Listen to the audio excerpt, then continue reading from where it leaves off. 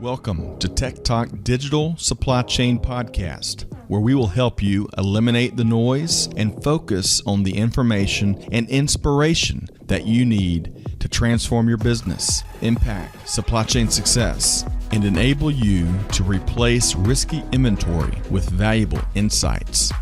Join your TEKTOK host, Corinne Bursa, the 2020 Supply Chain Pro to Know of the Year.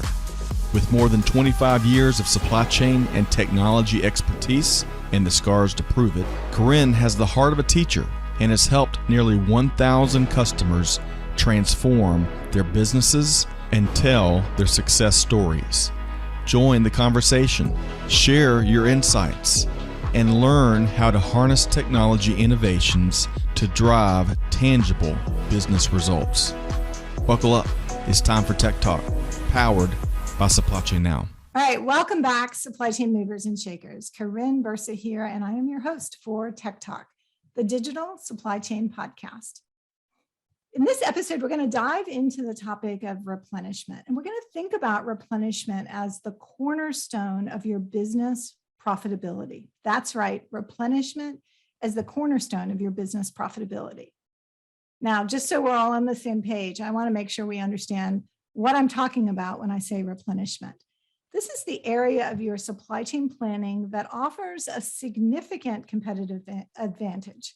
In the simplest form, replenishment is the process of resupplying product that has been consumed or sold. It is for those products that you want to be always available, where your consumers or your customers need access to those on an ongoing basis. So how do we do that? Well, as you know, we have to anticipate future product needs. And how do we do that? We do that with demand planning and forecasting. But then we're going to produce or procure or simply ship product based on the specific time phase needs to avoid stockouts or to ensure always available. Now, there's a number of different attributes that go into consideration. So when you're calculating replenishment and you want it to be optimal replenishment, right? I need it to be as cost effective as possible. I'm talking about looking at my current inventory levels, considering order lead times, looking at production lead times, looking at my guaranteed service levels, and that is usually by customer. And then things like minimum order quantities or shipping and delivery frequencies. So you can see how these add up pretty quickly for some complex calculations that help you drive this important part of your business. Now, if you're already doing some math in your head, just relax for a moment. Today, I've got with us an expert in the area of many things supply chain, but we're going to focus in on replenishment as the cornerstone of business profitability. And we're going to tap the expertise of the one and only Christine Chidoub. And Christine is the former vice president of global value chain optimization with Ralph Lauren. Christine, thanks for being with us. Thanks, Corinne, for having me. It's so great to see you and kind of be able to dive into this topic.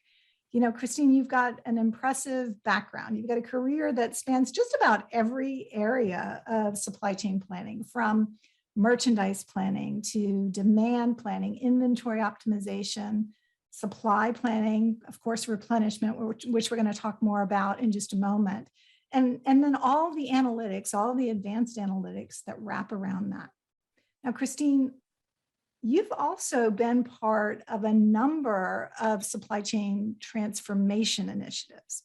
So not just keeping the wheels on the bus going, but actually transforming the way we get from point A to point B. And you've done this on a global basis for one of the most iconic American apparel and accessory brands.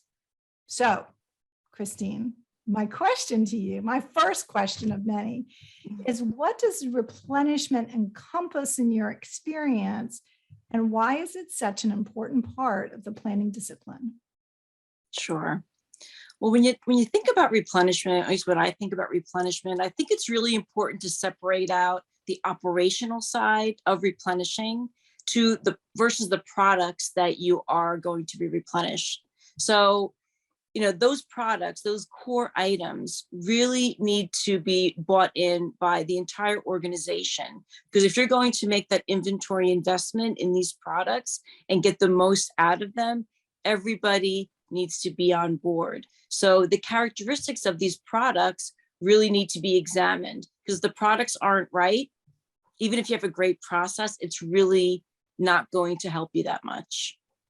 So what does that mean? If the products aren't right, what should we read into a broad phrase like that? Yeah, there's a couple of things talking about, the entire organization needs to buy in. So on the creative side, does the product represent your brand really well, right? Can it sit with your more seasonal products all the time and really support them in the best possible way? Does your commercial team and your customer partners believe the item has year-round desirability, right? With kind of a low seasonality. You can have some ups and downs throughout the months, but is our customers going to be there and want that product for most of the year, so that inventory investment really pays off? Do you have a good supplier who's very stable, right? That can help you manage this business, because when you're in a replenishment product category with your supplier, it's not just here's my order, take my order. They are in the business of managing this product with you, and you've really got to partner with them. And it's also good to have another supplier that can do it too, just in case something goes sideways, because something always does go sideways. It always does go sideways. But that's the thing I love about supply chain professionals, is they are problem solvers. At the root of everything, they are people who can think through some pretty complex situations and look at a variety of different ways to solve a problem. Yeah. So, and most important part, sorry, Corinne, is you've got to make sure you've got those healthy margins in there too. And I want to talk about that for just a minute, because we want to talk about business profitability here. But before I jump into actual margin of those products, I'm wondering a couple of things. One, when we talk about products that are always available, give us just a couple of examples of something that's always available, because I think it'll help our listeners connect with the fact that it's something that typically a consumer is looking for and wants to be able to have access to on a regular basis. So it's core items. Sometimes they're called basic items, but they're not necessarily basic in terms of design or manufacturing, but they could be a highly designed item, but in a basic color, like a white shirt or a navy baseball cap, or a pea coat or a blazer, which is more of a replenishment item, that are really needed all year long, and the customers are there for it all the time.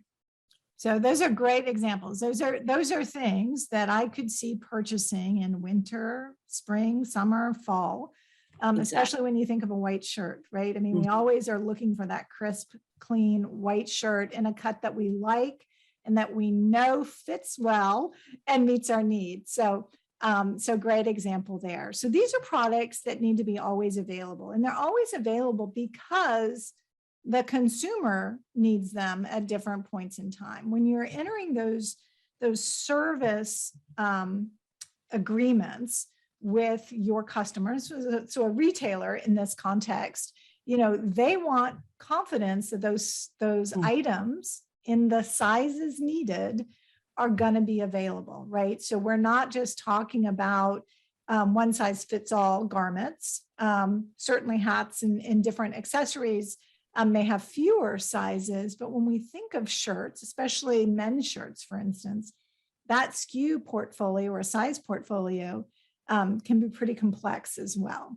Yeah, it adds up pretty quickly. Once you add in some dress shirts or pants in menswear, then those SKUs really explode. If you look into the breadth of sizing in women's wear, children's wear can be highly complex. When you think about toddlers and 4 to 6, and as kids grow, and you offer the same types of products. So when you start to add in that SKU complexity, then you really do need some support of some good planning systems to keep all of that data straight, so that you can manage the replenishment part of it and not chase the data around all day.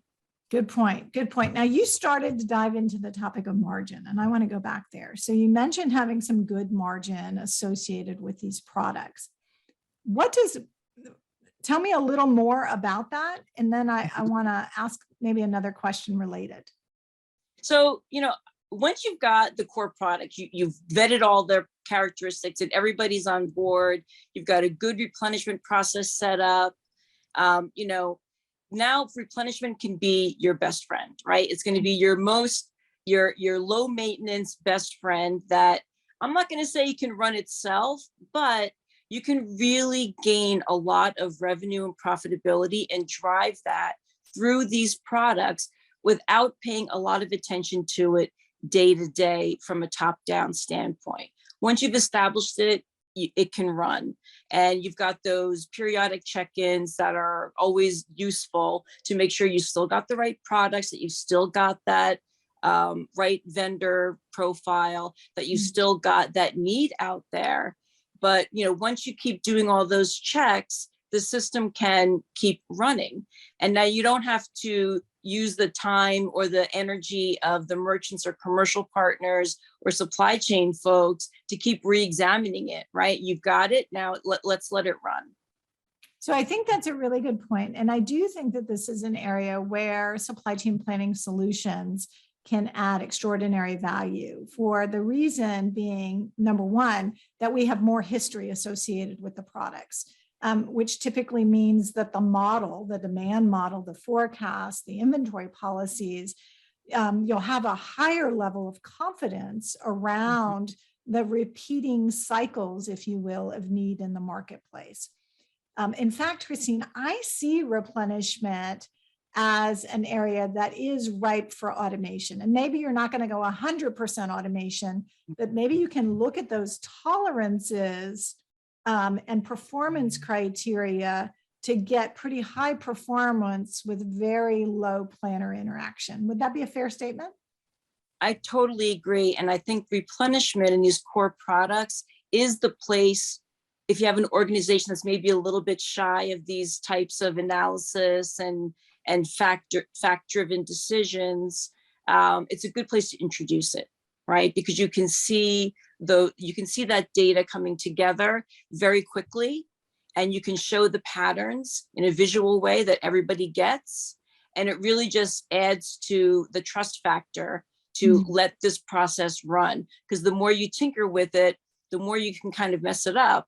So you really want to have that stability of the data and the stability of the process so that you can get the most value out of it.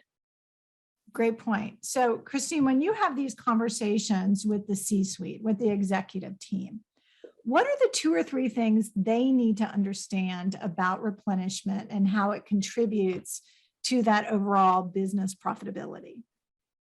Well, it's really looking at the metrics. So making sure that you've got stable and consistent key performance metrics that can really drive that analysis, and you can show and anticipate, right, where you're going to see trouble.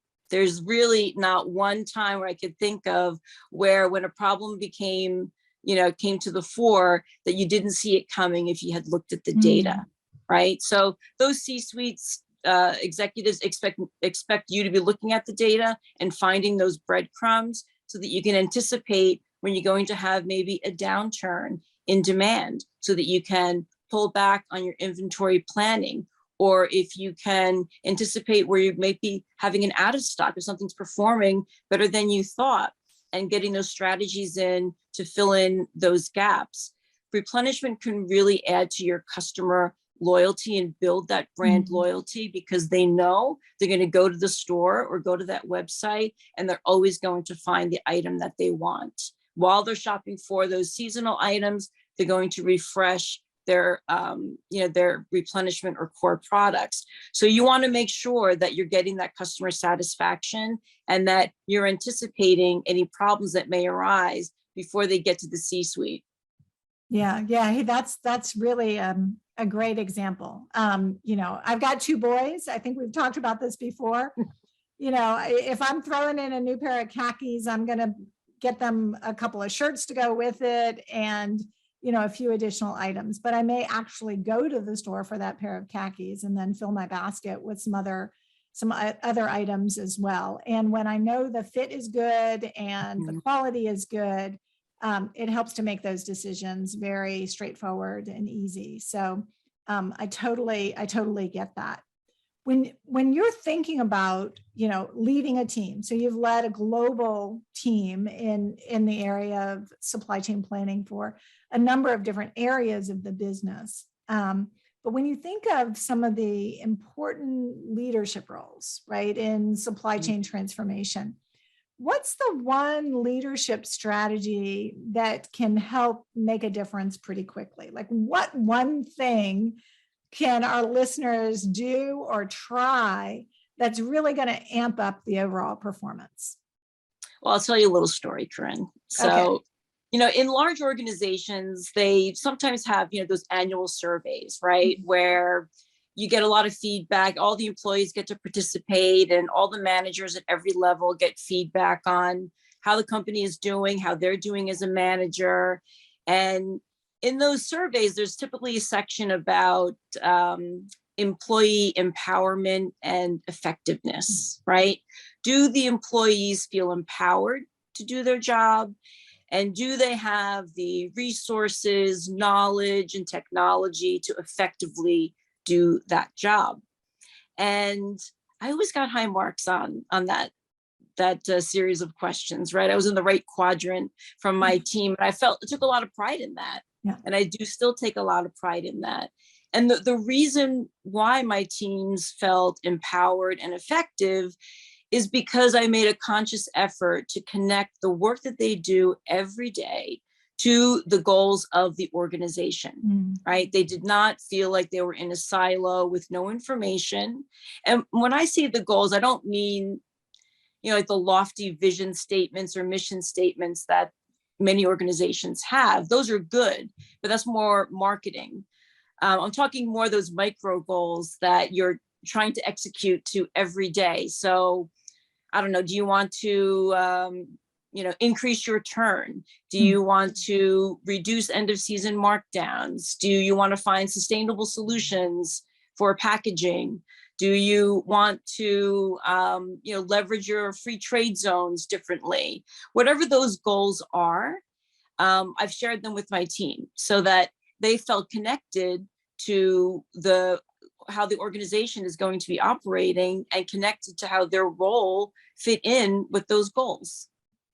Yeah, that's really important. And I think that works in every discipline, right? Is understanding what you're doing day in and day out and how it actually connects to the brand promise of the company that you're with, but also how it contributes to the growth and profitability of the business as well. Because I'm going to tell you, there are hard days in every business, right? And then there are days that are a lot of fun and celebration, but we all need to get connected and understand how we can really stay focused in moving the business forward in the most efficient and effective manner possible. Yeah. Go ahead, Christine, go ahead. And I think it doesn't mean that you're operating unilaterally or not trying to build consensus, right? But it allows you to frame up issues and solutions with those goals in mind. So you're looking through the same lens, and you don't have to spend time and energy and effort to kind of get everybody on the same page again and again and again. So sharing those goals and communicating those goals really connects people to their work and connects people to the success for themselves, for their teams, and for the company. And I really agree with that, because I think that it is imperative to describe what good looks like also. What is good performance? And it's not always just the metric or just the number. It's understanding why the number allows us to do some other things throughout the process. So I think that that's a really good example. When you think of the number of teams that you've led, Christine, I think a number of those teams have been global as well, right? Long before COVID and the virtual world, you developed some pretty strong virtual skills and virtual leadership as well. So when you think about how that strategy translates into tangible business results, can you give us an example or two? Sure. It really streamlines decision making, right? So if you know what the goals are and you're looking at issues that come up on a day-to-day basis. So let's take, you want to reduce end of season markdowns. So on the manufacturing side, maybe someone's coming to you like, hey, we have this chance to place this order for the seasonal item, right? Really high demand, unanticipated. Can we get more? Of course, the answer is always yes, you can get more, but when's it going to come in? It's going to come in at the end of the season, right? So that is a markdown waiting to happen. So if you got that goal in mind, right? If you've got that in the back of your mind, then it helps you to not push back necessarily, but to say, hey, here's what can happen. Here's a sequence of events. Sure, I can do it. Yes, I can do it. We can air it in. Here's the cost of that. What is the cost of this decision, right? Maybe it's better to sell out and not chase that demand, even though it would be great if we had anticipated it. Sometimes that doesn't happen.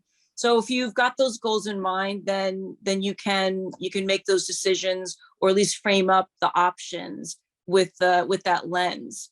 Another example could be, on packaging. If we want to reduce our packaging and you see things coming through on the design side that really individualize the packaging for similar items, you can sort of push back and say, hey, is there a way that we can make this universal? Can I use a single type of packaging for these like items so that I'm more sustainable in this solution and not having to order specifically for each item? Oh, great example. I really like the sustainability angle there as well. And I know it comes into play with labeling as well, right? In countries where product is being offered, that there are a number of ways to approach that. So maybe you do one label that can actually meet the needs of multiple countries or multiple trading zones as well. I do remember there was a time in the industry when all of a sudden apparel labels seemed like a notebook, inside your garment. It's like a little book. Yeah, like 3 or 4 pages. And we've certainly come way down from then. But the goal there was to be able to have the flexibility to ship that product to a number of different customers. So yeah, those rules change. Those rules change pretty quickly. They can change pretty quickly. And there are some QR code solutions or smart labels that, contain, if you scan it, contain all that data that would normally be in that book. And it's always evolving, and looking for technical solutions for those physical problems can sometimes be the answer as well. Yeah. And Christine, I think one other area that perhaps people don't always appreciate is that when we look at demand and supply, so that demand to supply translation is not always 1-for-1, right? No. Because we have minimum order quantities that we would work with our manufacturing partners on, or our sourcing partners on. So even though I might have demand for, say, 100 units, I might have to order 150 units. Is that correct? Yeah. Yeah. Very, very true. And so that's why those planning systems, having those in place, where now you can sort of pull from the future. You can see what those plans are anticipated to be in the future, and you can pull some of that forward so that you can make your minimum order quantity or make your process more efficient, because it's, going back to the beginning of our conversation, the organization has bought into this item. So now I feel empowered to make this decision to pull these units forward so that I can get the best margin on this item and not pay a higher price on a lower quantity when I know I'm going to just reorder it a month later or whatever that cadence is. So it sort of ties it all together. If you've got the right product, you empower the people to make the decisions about that product, then it smooths that decision-making process. Yeah, great example there. So when you've used this strategy or similar strategies in your area of expertise. When we think about core products, so these replenishment products, so I've called them a couple of different things. You'll have to excuse me. I think I've called them always available. I've called them basics. We may have called them, replenishable items, but usually these terms are used to describe those products or core products that we always want in our portfolio. So they're not just a seasonal item or a fashion item. So when I think of fashion, that's a one and done, right? I'm gonna bring that in for a spring selling season, and when it's sold out, it's done. At least in this flavor and cut, it may come back in a slightly different silhouette in the future. But in the area of core products, I really have the chance to think about them differently. So walk me through just a couple of things that get discussed around actually optimizing demand and availability around these always available items. Sure. Well, first I would say, yes, there are core products and there are seasonal or fashion products. But they don't exist in silos, because very often the components are shared across both, so that you can make those negotiations or those decisions or those, evaluate risk based on, is this component, this fabric, or, what the buttons or whatever it is that you're engaging with, can they be used across multiple products, even if some of it is replenishment and core and some of it is not? And then that's your first area of optimization. Can my components be shared? And can I reduce the risk of this decision by ensuring that I've got a home for everything? If one thing goes sideways, I've got, plan B over here, or whatever that is. So that's sort of, the first thing that I always looked at is, where else can I use this? Making sure that I'm looking at all the angles.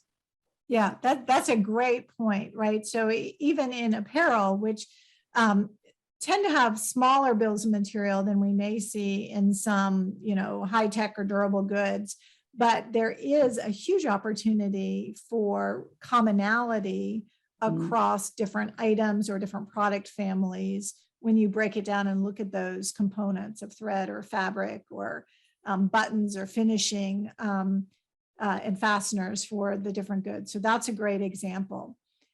Help me understand, Christine, does every season start at zero, or does every decision start at zero, or am I always just getting kind of incrementally better when I focus on replenishment? I don't think every season starts at zero. Certainly replenishment does not. But in replenishment, that's some place that I don't think you actually talk in seasons. In replenishment, you have to talk in smaller increments of time or different increments in time, because it affects your bottom line in different ways than a seasonal product may, right? So you've got to, in my experience, thinking about replenishment in terms of fiscal months or fiscal weeks and periods is a better way to look at it rather than seasonal. Now, you want to marry it up with the seasonal thing so that you can optimize any, usage across the different products. But the trend and the analysis of replenishment is not across a season, it's across months. So you could be looking at replenishment on a, December through March basis, and that could be part of holiday and cruise, or it could be part of spring and summer, right? So you got to match up the months, but those trends happen across the months and not the season. So you've got to, I think looking at them a little bit differently than seasonal products is the way to go. And when we think of replenishment, I know we've been talking a fair amount here about apparel and accessories, but we see replenishment in a number of industries, right? So these techniques are very important and very effective in a number of different industries, including things like food and beverage, where we've got core products or core availability that's on the shelf, and then it may change with some seasonal items that come in and come out associated with it. We see it in a number of different consumer goods. But we also see it in durable items as well. Have you seen that in your career? Well, I think, in the auto industry, replenishment is a huge category, right? There's lots of industrial products that you want to have those components readily available. And there's lots of industries that do that leverage. They can leverage the same types of core components across multiple and different final products so that they're really reducing the risk of making that investment in those core components because they can make different things out of them. But I think the replenishment conversation is universal, right? You can look at any industry, soft goods, hard goods, electronics, and you can find a component of replenishment in that industry somewhere along their value chain. It may be further up, it may be downstream, but there's something in almost every industry that you can apply some of these principles to. And how do we identify how do we identify maybe a product that gets introduced in a seasonal capacity, but it does really well? And we see that maybe it's got legs associated with it. What are some of the things that might happen where we consider pulling that in to a core item?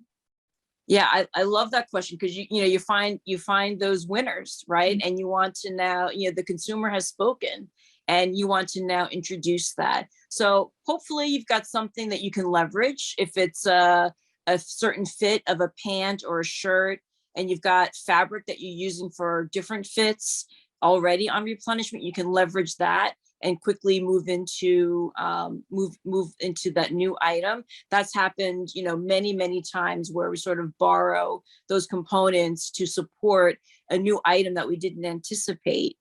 And that's always fun when you find those things. But again, I would go back to examine the characteristics of the product. Make sure that they meet your criteria and don't get too drunk on the percentages, right? Because you've got, a lot of folks are like, oh, this sold, X%. You've really got to examine, what does that mean? How many did they actually have in that store, right? Before we get a little too ahead of ourselves, because that can trip you up, right? If you've got the wrong item on there, you make that inventory investment, you react maybe without the hard facts or a long enough lens. You want to you want to react quickly, but you also want to make sure that you don't overinvest. Yeah. Now, what you just said is really important. And I would imagine that sometimes in apparel and retail, we get really passionate. I say apparel and retail, it probably happens everywhere. We get really connected to the products that we're planning or the products that we've designed or introduced into the marketplace. I think one of the important things that certainly you've experienced in your career is stepping back and being objective and letting the data speak. Tell me how that, kind of manifests itself in leading a team or responding, to enthusiasm that might be coming from other areas of the business. Right. Well, I used to have a nickname. They called me Christine Calculator, right? Because they get very, you can get a lot of passion and enthusiasm around something. And then, you want to respect that enthusiasm, right? Because you want to respect the process that brought that product to market that's getting a good response. So the important thing is to go back to those core principles and really look at, well, what do those numbers really tell us? And,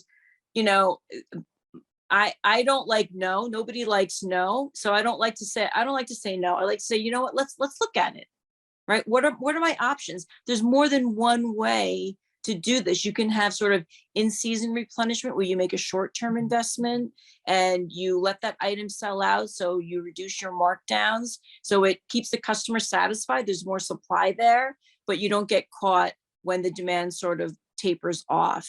But I think it's important to be respectful of the enthusiasm that gets brought to the table and look at options to support that enthusiasm in the way that brings the least amount of risk to the organization, and that keeps everybody's eyes open to, okay, here's 3 ways that I think this can go. It could cost us this much. It could reduce us time on this way, but here's the bottom line of how I think it's going to play out, and let the facts speak. Yeah, yeah. I think that's a great example. And let's talk about in a leadership role like you had, in global operations and optimization. You've got to manage your team against a variety of different metrics and responsibilities. So you have, if you will, a responsibility to your job and your role within the company, right? So you're leading your team, but also the business is looking for a certain revenue number and margin contribution that's going to get contributed in a number of different factors. When you think about that, what does it mean to you, or what advice might you have for our TEKTOK audience? Well, I really do think that there's a difference between your job and your role. Let me explain what I mean by that. Your job is your job. You've got to, like you said, you've got to meet those revenue goals. You've got to meet your metrics. You've got to lead your team with vision and communicate across the organization so that you've got that support and that you're supporting other people. But how you achieve that job, how you execute the day-to-day activities to achieve what the job demands, I think is what says more about you as a leader, right? I think, you really need to manage yourself with integrity. You've got to treat others with respect. And as you navigate across the organization, if you're doing that, I think it builds trust equity, right? And, not just for you, but for your team. And that feeds right into what we talked about earlier about the teams feeling empowered and effective, right? Other teams trust you to do, perform what you said you're going to do, so that you treat them with respect and you manage yourself with integrity, and that builds trust within the organization. And I think, these qualities, as you demonstrate them, the next generation of leaders is going to emulate it.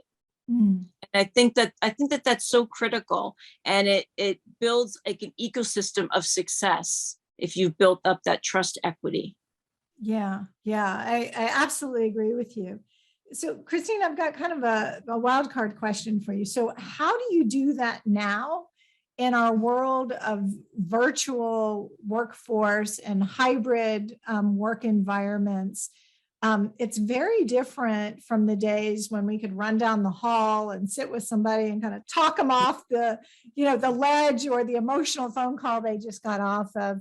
What have you found to be really effective in motivating a virtual team or a hybrid team, and still building that trust and confidence, which makes it a lot more fun, number one, but you also get a team that's willing to go the extra mile when they need to.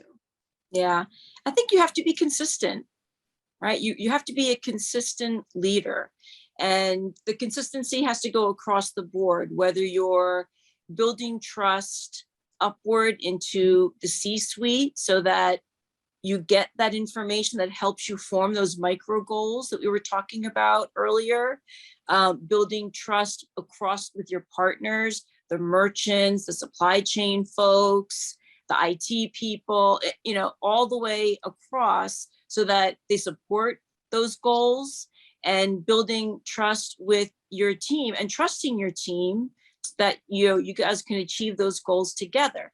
Now, doing it virtually, it takes time. It takes a different muscle than just showing up on the Zoom call and reading from a script or having the same meeting over and over and over again. The teams will get bored with that and they'll call you out on it. If you're lucky, right? If you're lucky, they'll call you out on it. Because if they don't, two things can happen, right? They, in their mind, they quit but they stay with the team, they stay in the organization, right? And you kind of lose that capital on the team every day, or they quit and they actually leave. You know, if they quit in their mind and stay, that's like the worst possible outcome, and for you and the team and the organization. So it takes time, having those one-on-ones, having those pre-meets, and having that trust, and letting the team see your own vulnerability as well, and not having that same meeting over and over again. If they don't see progress, if they don't see change, if they don't see that you're changing and the organization is changing, then they're not going to trust anything that you say, whether it's the best strategy in the world. They're not going to buy into it if you don't, as a leader, take that time to build that trust universally. Yeah, that's a great example. And I do think that building trust does take additional time, and you need to be very intentional about it, because in a virtual world, or even in a hybrid world, you don't get the opportunity to see somebody's full body language, or you're not having the same opportunity to observe them with others. And that builds part of that credibility as well, that you see that the person is the person in every environment, right? And that you're getting a consistent and genuine direction, especially from a leader or a manager in an area. I think that is really good insight and advice for us. If I switch back, Christine, to thinking about replenishment, let me get your final thought on replenishment, specifically as a cornerstone of business profitability. I know you're passionate about this, but leave our listeners with, just a few final thoughts on why they should maybe spend more time and effort in this area, or where it can fit into their product portfolio in a very effective way. Yeah, I think that for core products, you first need to make sure that you've got the right products. So get the right products and really examine what value those products are bringing to your organization today. Do you have the right ones? Are there ones that you haven't thought about yet? Let everybody come to the table. There may be a sleeper out there that you don't recognize, because the data maybe isn't telling you that, because it's maybe isolated in a certain region or a certain channel. You've got to expose that data and make sure that you're finding those opportunities wherever they may be, and then having the guts when something's not working anymore to cut it out.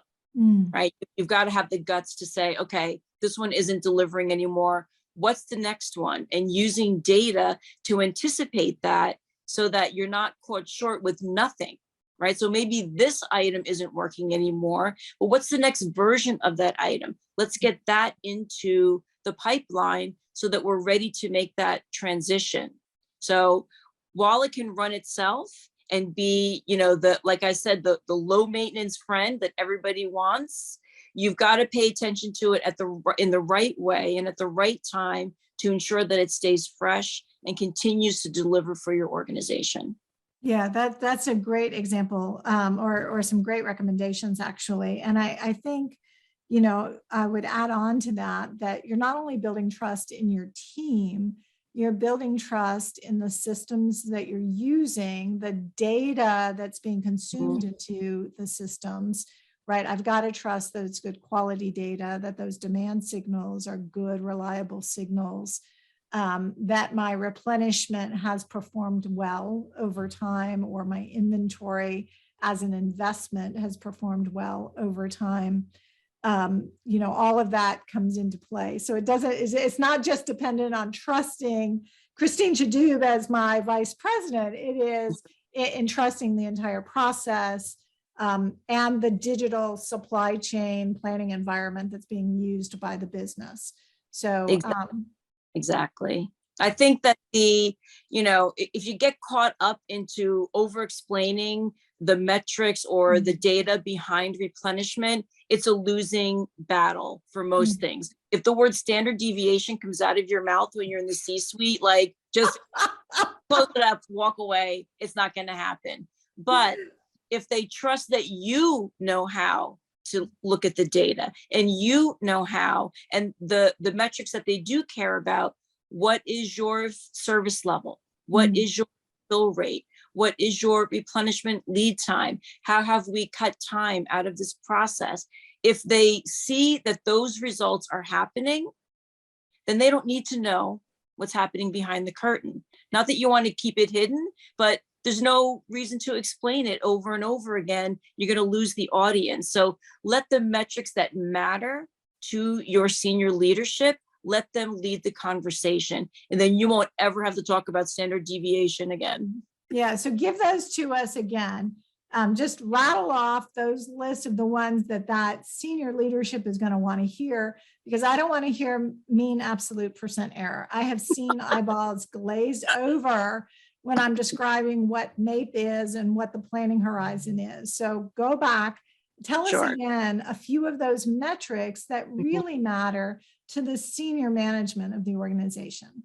Right. What is your inventory turn? What is your customer order fulfillment rate? How have you reduced your end-to-end lead time so you can make a later decision? In replenishment, a later decision is always a better decision. So demonstrate that you've worked with all of your partners to reduce the timing between when you have to make that decision and when that product arrives, in your distribution center or at the customer's door.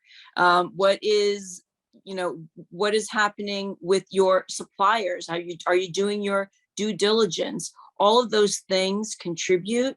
And if those metrics are remaining stable, if you're not getting chargebacks because haven't met your service level agreements, then you're not even going to have to talk about it. Right. The best thing about replenishment is not having to talk about replenishment. It's kind of like Fight Club. You don't have to talk about it. All right. Great example there. Christine Chidoub, what is the best way for our TEKTOK listeners to connect with you?